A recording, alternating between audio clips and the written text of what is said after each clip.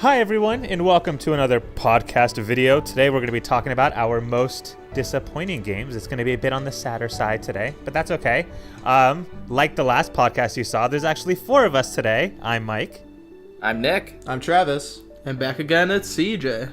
Yeah, we still have the full square going on today. Yeah, and I think it also is important to mention that What's Up actually suggested this in the comment section below, and it was a great idea, and we're gonna do it. Yeah. It's fun. Yeah, it sounds like a fun topic because it's basically about the most disappointing game.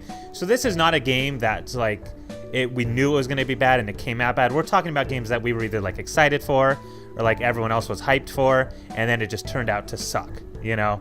So no Sonic Boom here because everyone knew that game was going to be awful. We're talking about like, you know, I don't need to keep saying it. Yeah, so who highly anticipated, fallen flat. Yeah. So who wants to start? I was going to say, I does CJ volunteer or to Travis go want to start? last. Oh, All right, I know you CJ do. or Travis wants to start? One of you guys? I can start. All right, go for it, CJ. All right. Well, one of the games I was really excited for that came out a few years ago was Duke Nukem Forever, and the original Duke Nukem was so good on was it N64, and it was just amazing.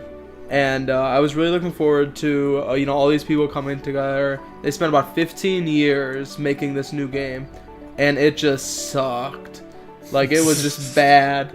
It did not feel like Duke Nukem. They tried to way too hard on like the dirty humor and stuff like that, and it just didn't turn out well. I played it with my cousin, and we just hated it, and it was just a bad game. We were both so excited for it.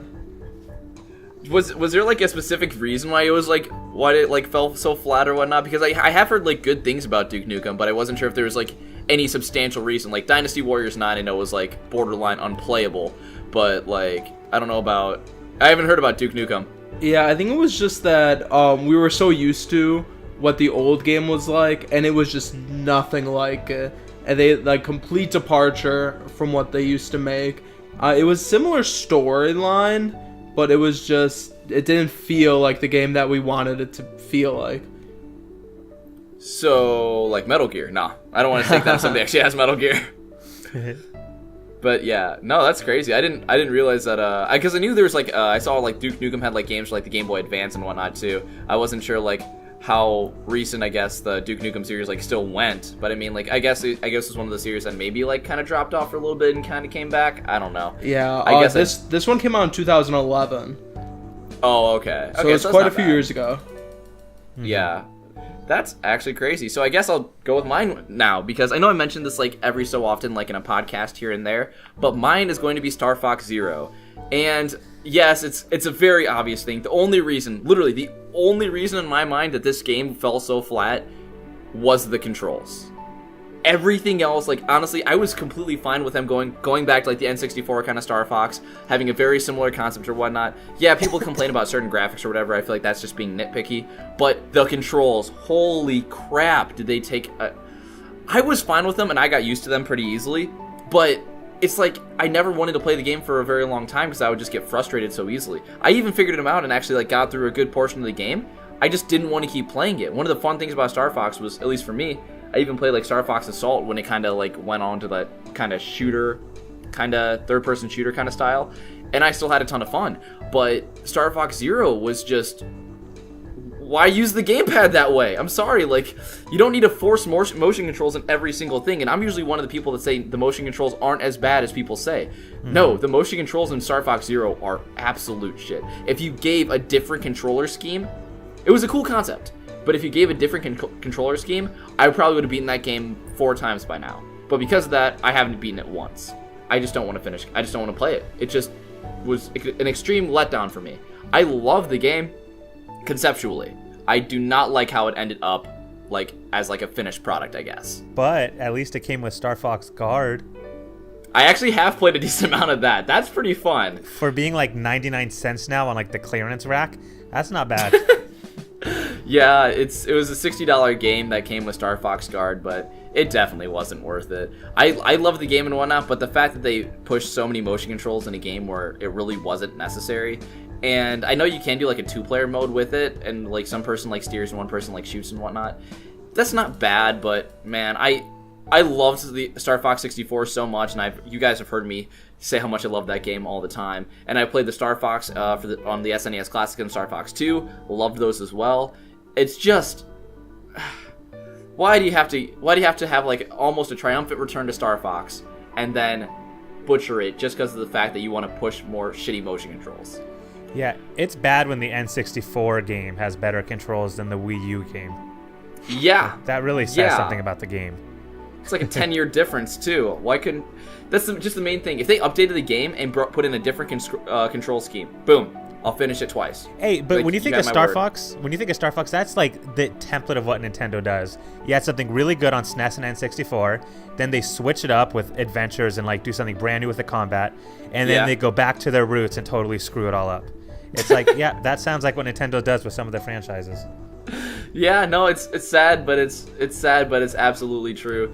Yeah. And yeah, I wish it was different, because I mean, like, I still like I never really played a ton of Star Fox Adventures, but I still loved Star Fox Assault. I beat that a couple of times as well, but it just never measured, or Star Fox Zero never measured up to like that usual excitement and intensity. I know it's Star Fox, but the intensity that I got out of Star Fox, it was so much fun. But oh well, I guess I'll just have to hope one day it comes back in a way that won't piss off its fan base, I guess. But hey, that's an impossibility with Nintendo, I swear now. The Switch would be a good place, so you never know. Yeah, Star Fox Switch HD, or Star Fox Zero HD. Oh, God. That would be horrible.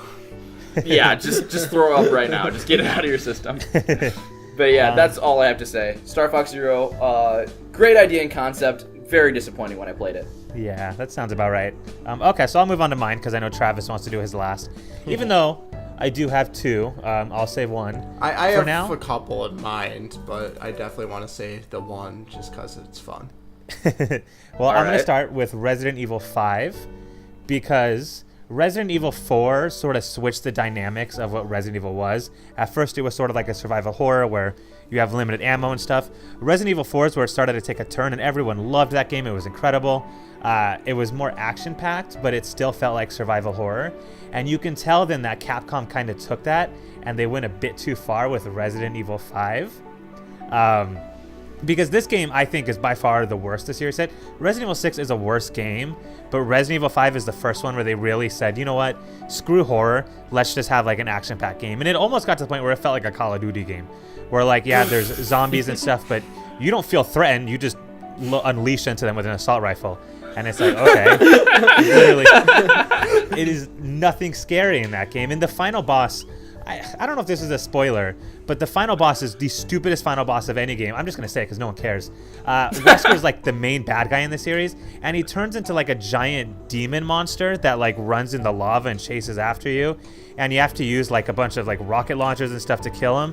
It is the stupidest final boss thing for a game that started in like with zombies in a mansion. I'm like, I am totally looking this guy up right now. Yeah. Resident Evil 5 final boss. Yeah, the picture of him is, you got to see like a before and after picture of what he looks like. Because like before he's just a normal dude, and then he turns into like someone that just took too much steroids. It's like, this is ridiculous. And I feel like that ruined the franchise a little bit until they went back to normal with Resident Evil 7. Because it's like if Outlast, for example, decided to become like a first-person shooter. It's like, it doesn't work that way. You can't take what works and then completely destroy it and change your game into something else. And that's exactly what this did. And then it also put co-op in it. And again, I feel like co-op kind of defeats the purpose too, because it's not as scary with a partner. And the partner thing sucked in that game too. Sheva was the biggest idiot in any game ever. She couldn't do anything right. She constantly got herself killed. It was a horrible experience, and I didn't like it. Well, just to comment on that really quick, I would be perfectly okay if Outlast turned into a first-person shooter. I am terrible with horror games and playing them, especially with Travis. He just makes them so much worse. So half the time I do feel like I want to pull out my assault rifle and just spray a clip everywhere. I don't know what you're talking about. I always just try to have the gameplay work for itself, and I never try to scare you ever once. Well, either way, I was going to say that final boss does look really stupid of like any game. And I mean, like, what is it? I mean, I will say, what's another example of a game that has like a really weird final boss? I guess, what is it? Crap, I just had one off the top of my head. Smash Bros. You're fighting a hand. I mean, conceptually, that doesn't really make a ton. I mean, it makes not sense. Anymore. But I mean, Yeah, now you're not fighting a hand, you're fighting like a weird demon transforming thing. But it's like, yeah, no, that final boss looks stupid, right. Mike. I'm with you on that. It is. It's stupid when you think that it's a game about like survival horror, where you're fighting with little ammo to survive. Oh no, I totally understand where you're coming from, and thank God they went back to their good formula, because the last Resident Evil was beautiful. Resident Evil 7 was so much better. It was so good. So good. But all right, so I think I'm done. If Travis wants to unleash his terror now. Okay. Let's hear it, Travis. My game will be a very unpopular opinion out there. This game is highly seen as like a very good game, and I feel like that's why I felt so disappointed while playing it. Especially because both of you told me how great this game is and how addicted I'll get to it, and I don't think I've played more than 4 hours of this game, and it is Legend of Zelda Breath of the Wild. I don't know why, but I thought you were going to say Breath of the Wild. I don't know why. Like, because I never talk about it. Like, I beat Mario Odyssey twice, 100%ed it one of the times. Like, I just got addicted to that game. I got Zelda the exact same time. I played it a little bit, and for whatever reason, I can't get into it. I don't know if it's because the weapons and all of that, they just break too easily or too quickly, so I just get annoyed because I'm like, do I want to save this sword, or I'll probably find another sword that's of equal damage, if not better, but I don't want to waste it on stupid little bad guys. I'm too bad yet to like finish climbing this cliff, so I have to like go find a couple shrines, get the thing, go back to the statue, pray to it, increase my stamina so then I can climb the mountain. I don't know why I just can't get into it. hey Mike, can I dislike our own video?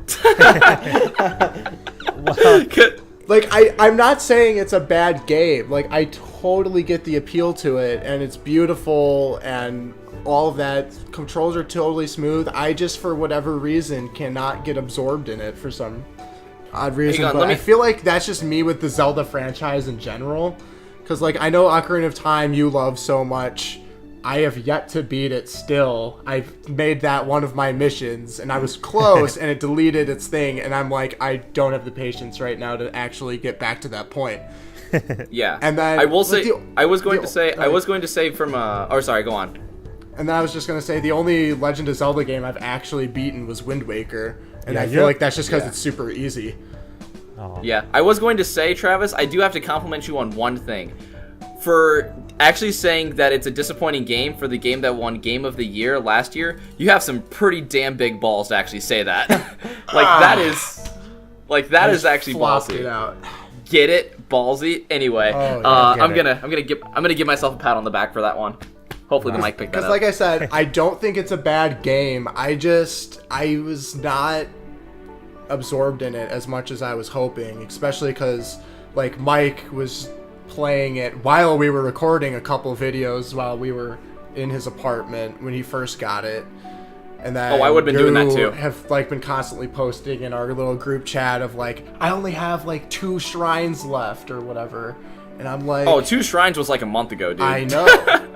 But for me, I'm like, I found like 3 shrines and gave up because I just didn't feel like I wanted to put the hours in it. So then I switched to Mario Odyssey. Because like, I honestly think I have played ARMS more than I have Link, or the Legend of Zelda game. Ooh, that's sad. I will say this though, and more of like an actual thing relevant to the topic though.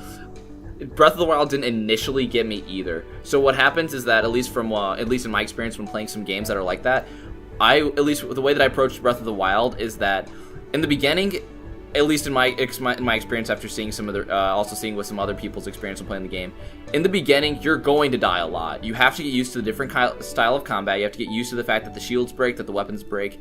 And yes, it's a controversial thing. I didn't mind it. I kind of got used to the system. And I kind of love the fact that as I was playing and whatnot, like, you keep advancing and whatnot. But I will say that when I first played it and everything, I got through all, like, the tutorial trials and all the shrines that... all the tutorial shrines and everything, and I just kind of stopped for a week and then went back to it. It depends on like kind of the mindset that you had going into it, and the mindset that I had right now is that this is too different of a Zelda game. But now when I went back to it after a little while, and I was like, okay, now I'm used to it. Now I'm used to it a little bit. Gave myself some time, and then it absorbed me. So I think you have to be playing it a little longer for it to wrap you in like that. But I will say that I'm sure we're going to get a lot of crap for Breath of the Wild. I know we are. I knew from the start that we were, and that's why I stuck with it, because I'm like, this will stand out.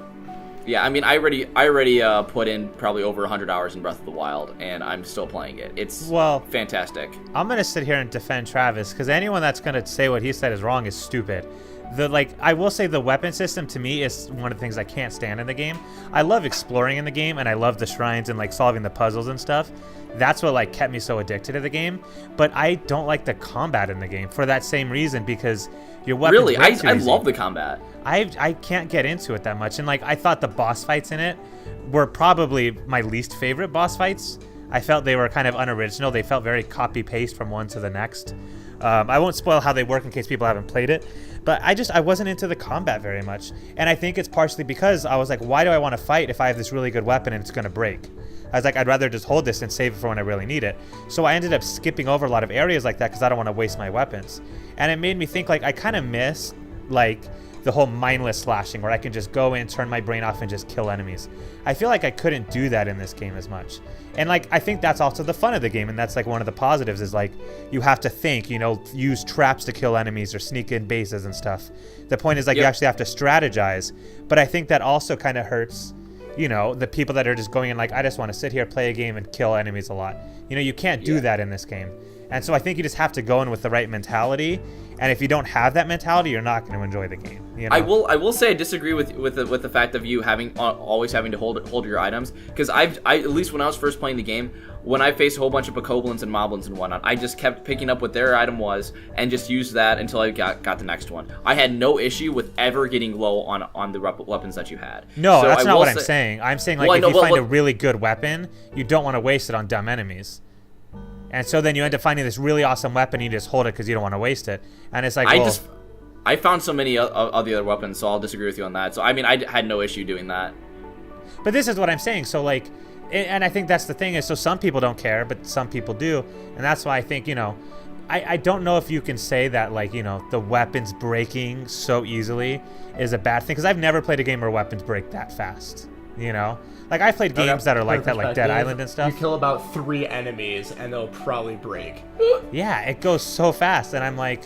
And, like, for weapons from the bokoblins, it's like, I don't care that much. I'm more talking, like, the special weapons you find. I'm like, I don't want to break this. This is really cool, or it's expensive, and, I kind of just want to save it. And it's like, I'd rather find a really cool weapon and just spam it and use it all the time because it's super fun. And I feel like in this game, you can't do that as much. So okay. I see what Travis is saying. Thank you. I was gonna say, CJ, what's your kind of Legend of Zelda experience? Have you played Breath of the Wild? I have actually never played a Legend of Zelda game. Really? Never. Oh, damn. Yeah. Never mind then. I'll just kind of phrase my question differently then. I guess if you were going to play a Legend of Zelda game, do you think you'd start with Breath of the Wild because you love open world games, or do you think you start with like a Wind Waker or Ocarina of Time? I could definitely see starting with Breath of the Wild and seeing how I like the combat system and how I personally like the combat system. I hate when weapons break, but I feel like it's something you have to get over and just do until you beat the game. When you get to a certain point, I think the weapons breaking doesn't matter as much, and I think that's what Nick was telling Travis too. It's like, as soon as you get a certain amount of weapons, it's like it doesn't matter. Like the Master Sword never breaks, so when you get that, it really doesn't matter anymore. Yeah, no, honestly, it runs out of energy, but I mean, after a while, like it'll like recharge back and like it'll be fine. But yeah, no, I'm with you. But I think Breath of the Wild, one thing that's nice about it is it actually fits a lot of different players' playing styles, because what you can easily do, like if you want, you can go find the Master Sword and run off and kill Calamity Ganon. Boom, you're done. You beat the game, and you can go on to another one. But that's not the fun in Breath of the Wild in my mind. The fun is finding all the shrines. The fun is finding all the Korok seeds, expanding your inventory, making a whole bunch of different recipes and whatnot, fighting all the other enemies on there, finding, flying on and getting scales from dragons and shit like that. It's so much fun. Yeah, that is one thing I thought was hilarious about the game is literally during the tutorial, the guy's like, yeah, that's the final boss. You can go try to kill him, but you'll suck. Yep. And you I've heard can of that beat before. him. You can beat him from Yep. the start. I've seen that on YouTube. Yeah. It's so funny. Yeah. I love Yeah, it. and you can absolutely do that. But I can understand why you're saying that it's disappointing for you, Travis. I will say, at least just in my opinion, I would try to give it a second chance when you're done beating some other games, because it is a game that has definitely absorbed me. And I mean, I love the fact that I'm still going through trying to upgrade all of my gear right now. But as of right now, the fact that I can understand why people would say it's disappointing, because there are mechanics that not everybody agrees with and whatnot, because it does deviate pretty hardcore from certain Zelda staples that were always there, like the weapons breaking and the shields breaking and the arrows and the bows breaking and everything. That's very odd to me as well, but at the same time, I still love the game, and I feel like it was one of those things where I kind of embraced that kind of innovation, and I kind of understood why they chose to do it that way. But again, not all designs, you can understand why they chose the design that they did, but you don't have to necessarily agree with it. And I'm sure Mike is the same way as well, especially with the Breath of the Wild music. I can understand why they did that, but at the same time, I would have preferred the normal epic Zelda soundtrack that you usually would get. So yeah. And then, like I said, I think part of the reason why I was so disappointed was just because I don't think I've watched any sort of video on YouTube that ever slammed like Zelda at all. It was always like, this game is like 9 out of 10, 10 out of 10, and I'm like, it's not bad. Well, if you're gonna shit on Zelda, what you gotta do is you gotta shit on Phantom Hourglass. Nobody likes Phantom Hourglass. Okay, so Majora's Mask is what you're saying. No, Phantom Hourglass. Majora's Mask is great. You watch yourself. I love all those games. Do we want to mention any other honorable games out there? I know CJ and I agree on one game that we both were going to mention. That'd be Halo 4. Ooh, that's a good one. I remember you saying you really don't like Halo 4, Travis. It's such a disappointment. It doesn't exist in my mind anymore. I will say also, I know you might not like this one as much, Travis. And trust me, this isn't us actually wanting to get back at you. Trust me on that. I would actually say Paper Mario Color Splash was a disappointment for me. I mean, just I because would take that personally. I don't know. You like the game. Yeah, I was going to say. I know that you also hate where Paper Mario went from, based on like Paper Mario is one of your favorite games. Travis respects people's opinions, Nick. That's what it is. I respect people's opinions too. You can argue that all you want, but I'm just saying the reason that Color Splash was disappointing for me was just because of the fact that I love, again, like, you love the Paper Mario series and whatnot, but the fact that they are still going with that card mechanic in the short, like, for the short answer, I guess, the fact that they're still going with that card mechanic on for that and basically not embracing the actual staples of the RPG that they had, because I would say that more Paper Mario was a blend between action adventure and an RPG kind of setting.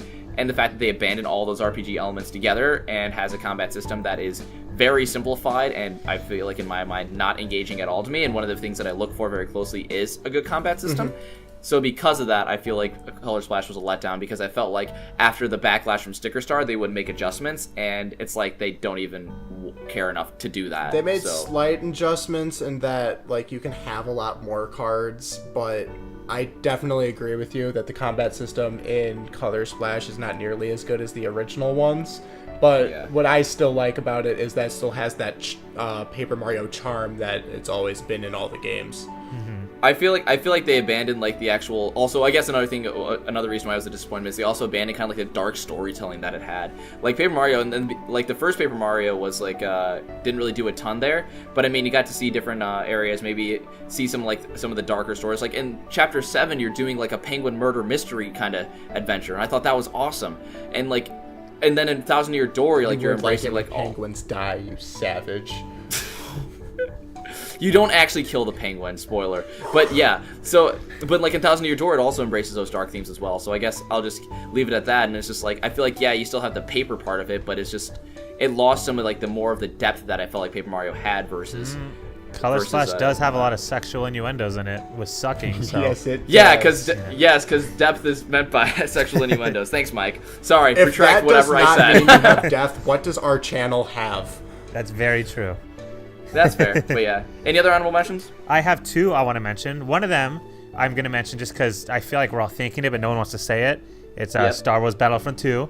If you Yeah. want to know And, why and Star the Wars first Battlefront, one in that matter. if you want to know why, you can watch any of our past like 15 podcasts. We've probably talked about it over and over. Yeah. And the other one I wanted to mention, I didn't make it mine because I feel like this was also really obvious, and that was No Man's Sky. Just because that game was supposed to be something incredible where it's like you explore these planets. The creator basically said there would be multiplayer. It would just be hard to find people, but it is possible to. He made it sound like each planet was going to be so vibrant with all this life and stuff. And then it turned out to be like there's nothing anywhere. The planets all suck. They all feel the same. And it's super boring. And you can't actually find people. And they did make patches to make the game a little bit better. But I think the scars are still left in the fact that their developer blatantly lied about what the game would be like to get people to buy it. And then the game was nothing like it. So that one's really obvious. I'm sure everyone that played that game felt the same way. But that one was really disappointing also. Can I say a game that it's disappointing just because it never actually came out? Yeah. Silent Hill, because PT was beautiful. I know. And Silent Hill would have been so good, but It he would have been wrecked it by spending all of the money away. If only. But yeah, no, I mean, I guess I said mine. Unless CJ, do you have any other honorable mentions? The only other honorable mention I can think of is The Division, actually. Oh, that's a good one. Yeah, I was not a fan of the game, probably after about 6 hours into it. Because I know a lot of people got really into that game. Yeah. My My cousin he got was super into 200 it. hours into Yeah. it. Yeah, I could not get into it. All right. Well, either way, Mike, you want to close us out there? Sure. If you have a game that disappointed you and made you sad, you can let us know in the comment section below, because I'm sure you have one. Yeah, and if you want to tell me how wrong I am and why, go for it. I will probably not read the messages, but Nick will tell me all about it. Yeah, don't be mean. Just give him some constructive criticism.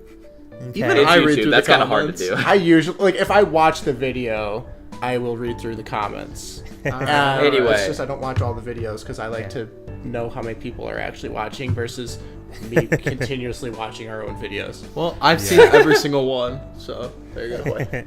Nice. Well, anyway. Yeah. Oh, that's it, I guess. Bye, guys. All right, cool. Well, again, also comment section below. Use it. Again, constructive feedback, please. If you don't, most likely I will be very sad when we're watching this because I wish Travis would get into a Zelda game. But yeah.